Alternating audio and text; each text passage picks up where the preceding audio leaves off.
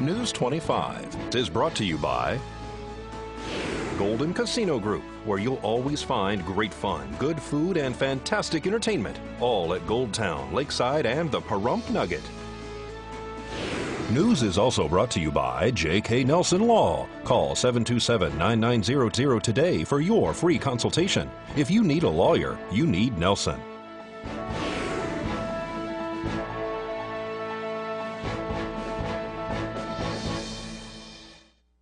EA announces electric rate increases, and a structure and several vehicles are lost to flames. News 25 starts now. You're watching KPVM News 25 with Eunette Gentry. News 25. Local coverage you can count on. Get ready for an increase in your electric rates. It's Thursday, February 7th. I'm Eunette Gentry. Following the recent surprise increase in rates for internet and IP phone service by Valley Communications, Valley Electric has now announced increased electrical rates effective March 1st. CEO Angela Evans says they are increasing energy rates 9% per month and raising the facility charge $5 per month for residential customers. The rate adjustment is the first permanent electric rate increase in more than 10 years for Valley Electric consumer members. In 2017, a temporary 9.9% rate adjustment was reversed. The CEO says that they exhausted all possibilities for internal cost control to avoid that increase. The cooperative even eliminated 18 job positions along with 16 jobs that were cut in January during a voluntary separation and employee buyout. VEA's new kilowatt-hour rates to consumers will still be below national and state averages. Besides the job eliminations, VEA reduced $11 million of annual operating expenses to bring them in line with revenue. A longtime family-owned business caught fire Wednesday night right here in town. Some members of the Benedict family were at home when they were notified that a newly constructed fire was on their property. Pahrump Valley Fire and Rescue and Nye County Sheriff's deputies were dispatched to a structure fire last night on East Charleston Boulevard. Upon arrival, there was black smoke showing from a very large metal storage building. Traffic was blocked in all directions while fire crews attempted to extinguish the blaze. The storage facility, which was recently erected by John Air Heating and Air Conditioning, housed a Class A recreational vehicle, 2 quad, a boat, 2 classic cars, and various heating and air conditioning equipment. The entire building and all of the property as well as vehicles inside were completely destroyed. There was also damage to other vehicles in close proximity to the fire. News 25 spoke to Jennifer and Liberty Benedict on scene last night. The Benedict family has owned John Air for many years and are very well known here in the valley. When we were inside and a neighbor called us and told us our garage was smoking, so we went outside, noticed the garage was on fire. We went inside to grab the keys because the doors were shut. And when we came back out from grabbing the keys, the door was opened, like electrical something happened. So our motorhome was engulfed in flames. Who could have thought a metal roof, a metal garage was going to go up in flames that fast? We have a pontoon boat in there, 1955 Chevy 4-door car, candy apple red. Oh, my dad loved that car. 2 rhinos and some oxyacetylene, a lot of tools. Everybody is okay. We had to go back in to get the Buttercup, the dog. And she's pretty shaken up, and my daughter Liberty is pretty shaken up. So, and my dad, I can't even imagine how he's feeling right now. No injuries were reported as a result of this fire. The state fire marshal was on scene this morning, and it appears that the fire originated from the recreational vehicle and appears to be accidental in nature. The estimated cost of the damage is unknown at this time. Well, glad to hear everyone was okay and there was no significant damage, especially in life. Well, will 2 major department stores recover from bankruptcy? Angela Miles reports on that and more in today's Business First Brief. Topping our news, lawyers for Sears and its creditors are battling it out in court. The bankruptcy judge could reach a decision yet this week about whether Sears and Kmart stores will continue to operate. The Sears side argues the judge should accept Sears chairman Eddie Lampert's $5 billion offer to buy the chain because it's better for creditors, store employees, and vendors. Creditors want to liquidate the business. They accuse Lampert and his hedge fund of creating a scheme to essentially steal Sears assets. JCPenney is slimming down in the appliance department. That retail chain will end selling major appliances in stores February 28th. According to a blog, it's to improve its financial performance. It's the first major change by the new CEO. The stock is trading just above $1. General Motors is taking investors on a joyride with its share price. The automaker posted a net profit of $8.1 billion for 2018. Thanks, Angela. And we'll be right back here at KPVM, where we like to say that stands for keeping Pahrump and our area viewers in mind. News 25 is brought to you by Preferred RV, the only place where you can swim year-round. For more information, go to preferredrv.com.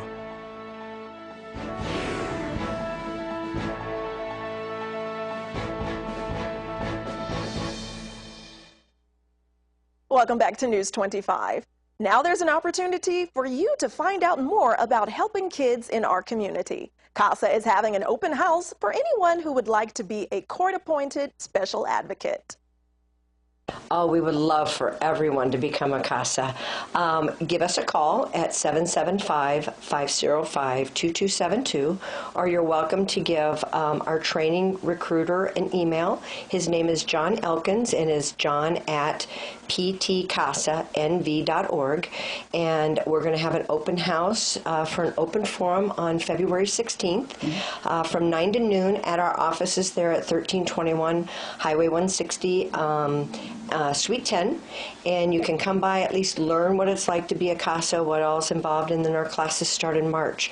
And we would love for anyone that's interested to come by and check us out. It's a perfect opportunity for a retired person or somebody who just wants to make a difference in a child's life. You know, that's the main thing, is making a difference in a child's life. And we have a lot of people that are concerned that the time that it takes, that they don't have time. Other than the training, you're looking at 2 to 4 hours maximum, usually a month. You can put in more hours if that's good for you, but it's really not a huge amount of time that you're actually giving. And when you look at the rewards that you get back from helping these children, I promise you it's well worth the few hours that you put in every month. They can actually just come by on February 16th if they want to come by. Hope I've got that date right. It's on Saturday. And if not, they can stop by at any time to get information. We have someone there that will be able to give you an application and give you more information. But it's nice to come by to see the actual, talk to people and see what it's actually about so they feel comfortable. The Board of County Commissioners received an update concerning roads projects here in the county during Tuesday's meeting. Item 11, General Road Report by the Public Works Director. Good morning, Commissioners. Good morning. Good morning. I don't have much to update you on this morning with regards to the conditions outside. We're doing our best to get the snow cleared off and make especially the outlying areas safe for our communities to be able to travel on. Other than that, if you have any questions, comments, or concerns with the road report or anything that's come to your attention, I'd be happy to take note of that. I'd like to open it to the board at this time. Commissioner Cox. As a result of a previously approved subdivision map there, and so that has been taken over by new owners, and they're trying to complete the improvements out on Blag that are not complete yet. They're not done yet. So what you're seeing out there is merely an attempt to try to initiate finishing up some of those improvements on Blag Road. And then Mother Nature gave us a little rain, and it's not quite finished yet. So in the end, that will all drain down to Atkinson along through there. So we still have a little bit to go. Of course, we can't get in there while it's wet and muddy, but we'll be in there directly to get that finished up. Apparently, we are digging up and putting steel down on Homestead and Highway 160. What's up? Those are some gopher holes that we have seen develop.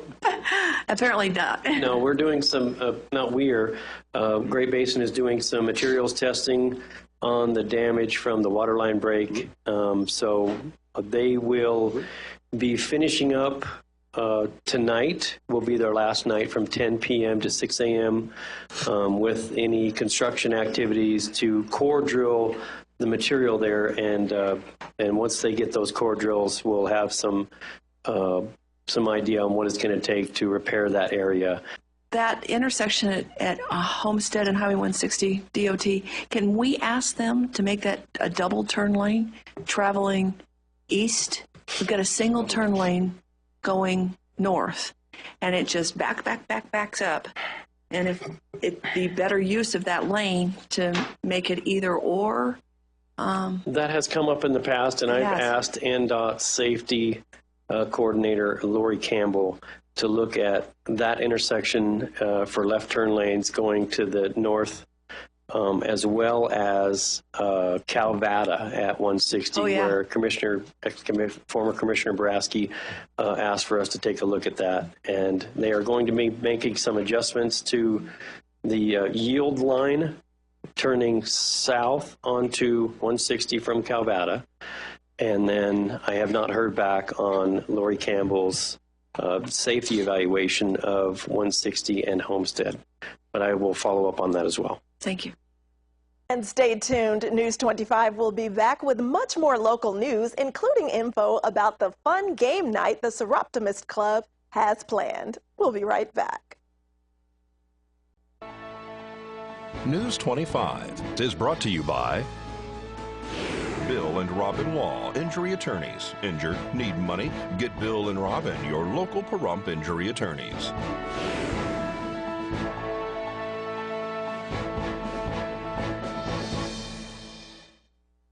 Welcome back. The Seroptimist Club of Pahrump is planning a fun night playing bunco, and everyone is invited to attend. February 15th, that's a Friday evening. The doors open at 5:30, and we're serving chili and having a bunco games and prizes, and it's a lot of fun.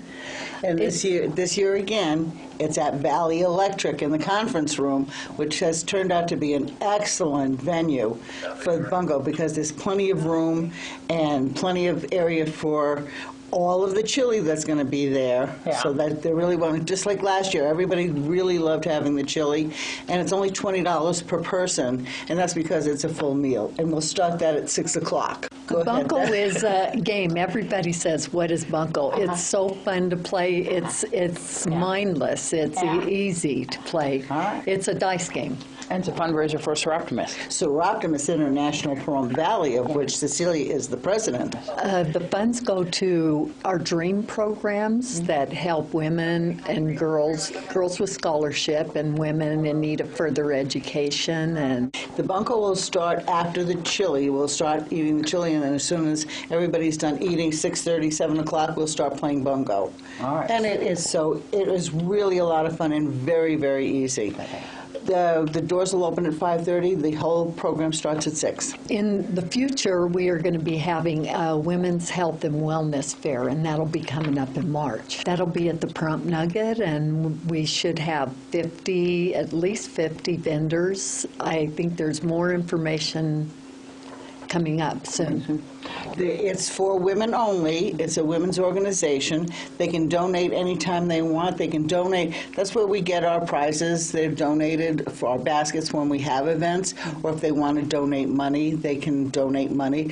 We're always looking for new members, starting, with younger women and women of all ages. It's a great way to give back to the community. Seroptimist is giving back not only to our community, but for our region and for the world. All right. So for more information, to buy tickets? You can contact Liz Frazier at 702-340-4718, or you can contact me at 775-910-9521. Well, kids of all ages seemed to enjoy the performance of Snow White and the Seven Dwarfs by area youth, presented by the Missoula Children's Theater and Pahrump Arts Council. And those two shows were held recently at Pahrump Valley High School. The Missoula Children's Theater out of Missoula, Montana, came to Pahrump to present Snow White and the Seven Dwarfs. Performed by area children who auditioned the Monday before Saturday's two performances at Pahrump Valley High School's auditorium, tour directors Alice Giddens and Annie Liskow worked with actors and stage crews to present the performances to an audience.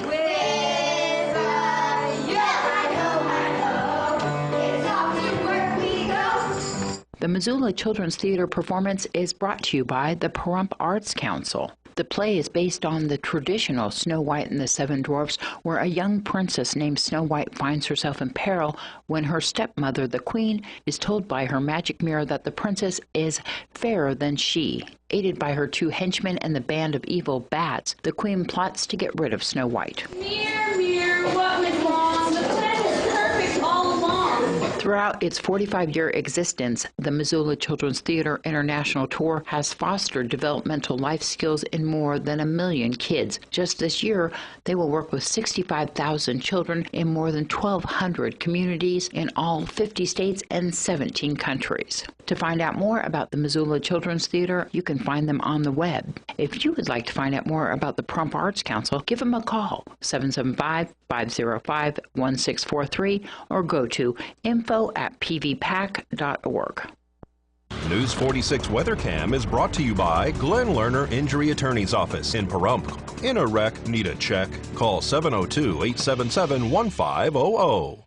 All right, now it's time to take a look outside through our Glenn Lerner weather cam. Wow, look at that view. We can see clear blue skies, no clouds in that direction, and the mountains with a reddish tint to them. It almost looks like extraterrestrial terrain, somewhere on Mars. But we're right here in Pahrump, and we're expecting a great forecast right after this break.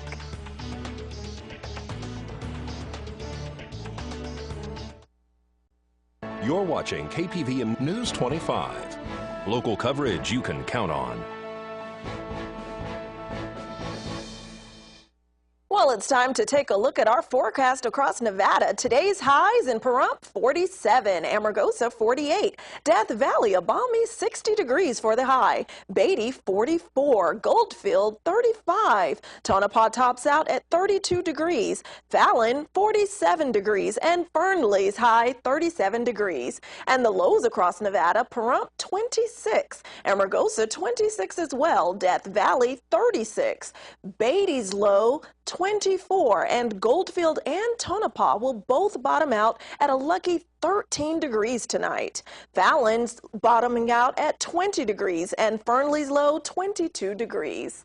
And tonight will be partly cloudy with a low of 26 degrees. The average this time of year is a bit warmer at 34 degrees. And sunset will be at 5:17 p.m. with winds out of the east-southeast at 6 miles per hour with gusts up to 8 miles per hour. Humidity will be at 51%. And tomorrow will be sunny with a high of 53, low of 36. The UV index will be moderate at 4. Sunrise will be at 6:38 a.m. with winds out of the south at 8 miles per hour with gusts up to 13 miles per hour. And humidity will drop to 30%. And looking across our 7-day forecast, Friday's high again will be 53, low of 36, and it will be sunny for most of our weekend. Saturday will only be partly cloudy with a high of 53, low of 35. But Sunday, the clouds will be coming back, and the high will be 53, low 33. But luckily, the sun will come out again on Monday with a high of 50, low of 31. Tuesday, clouds return a bit. It will be partly cloudy with a high of 54, low of 36. But unfortunately, the clouds come back, and there might be a chance of rain on both Wednesday and Thursday. Wednesday's high 53 with a low of 41, and Thursday's high 54 with a low of 43. Well, today makes a big difference. The last few days, it's been a bit slick out there on those roads. We want to continue to remind you to drive safely and always buckle up. Remember that joining force enforcement connective with all of Nevada's law enforcement is still underway. And we also want to remind you that as these overnight temperatures dip into those extreme lows in the 30s, make sure that you are taking care of those 4 P's: people, pets, plants, and pipes. Remember to check on any elderly neighbors and check on those with children as well. Make sure their heat is working properly and check on any pets. Bring them indoors. Make sure they're warm and safe. And make sure you're covering your plants or bringing them inside as well. And if necessary, wrap your pipes and make sure that there is a bit of a drip so there won't be any permanent damage from any freezing.